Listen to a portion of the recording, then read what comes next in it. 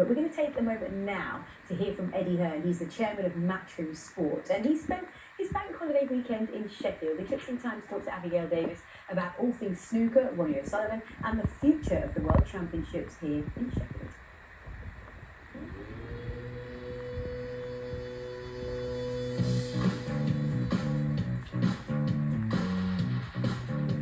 So, Eddie, the 2025 Snooker World Championship, it feels like there's an added excitement this year. Yeah, I mean, this place is so special.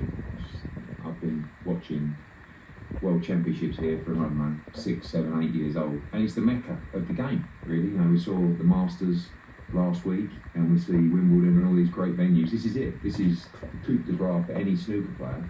Very exciting tournament, and I think it's going to be the biggest yet. As someone who knows Ronnie, how pleasing is it to just see him back competing? I think twofold. You know, firstly, commercially, very important for the game that Ronnie plays the World Championship. I know what the game means to him. I know what this event means to him. And I think it would just be a shame if he wasn't here. So, you know, you've got to make sure that you're in the right frame of mind to compete. Life's about being happy, not just doing what people want you to do. Everybody wants him to be here, but it's got to come from his own accord. And, you know, maybe that game is the one just to light the fire a little bit. And I'll be tuning in to see what Ronnie can do. All of us are very, very passionate about being here at the Crucible, of course, the home of snooker. How long do you envisage this being the home of snooker? We get that question a lot. You know, there's a lot of conversations going on right now with Sheffield County Council. The problem, in many respects, is the size. Every player wants to play for as much prize money as possible. We need to drive the prize money of the World Championship up and up and up. And you're quite limited to do that in a small venue. At the same time, you know, you're talking about my dad, who is a cutthroat businessman. He wants to stay here. He sees the Crucible as the home of snooker, as the home of World Championship. You know, and maybe myself would be looking at other opportunities to make the event bigger and to drive more prize money into the tournament. It's not a case of being greedy, it's about a case of thinking on your feet, evolving, providing opportunities for the players, but making sure we keep the prestige of the World Championship. I mean, look, if you won the Masters and it wasn't at Augusta, you know, how would you feel as a player? You know, if you won the World Championships and it was perhaps in a bigger, soulless venue, would it still feel the same?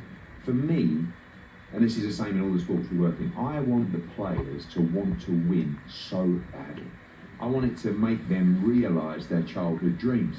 And when they started playing the game of snooker, they wanted to win the World Championship at the Crucible.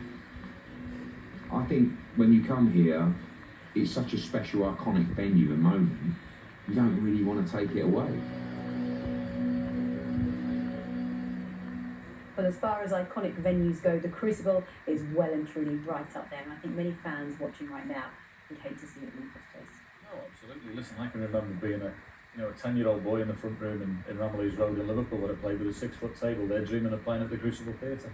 And I'm sure there's plenty of the players here who have done the same thing. And it's where you want to play. It's like footballers want to go and play at Wembley, and golfers want to go and play at Augusta and play in British Opens. And, you know, as a young kid, this is what you dream of playing out. This is the home of snooker. This is where the World Championship should be played. I'm not the commercial arm. I'm not interested in numbers. I'm interested in the players want to come and play in the best venue we can. Listen, if they get more prize money, that's great. But you can ask most of the players. I think even if you said, we'll up the prize money, but we'll move it somewhere else, I think the players will still probably vote to come here. I think you're probably right there, JP. Okay, well, whilst I've been watching the action between Neil Robertson and Christian Wakeling over on table 2, Barry Hawkins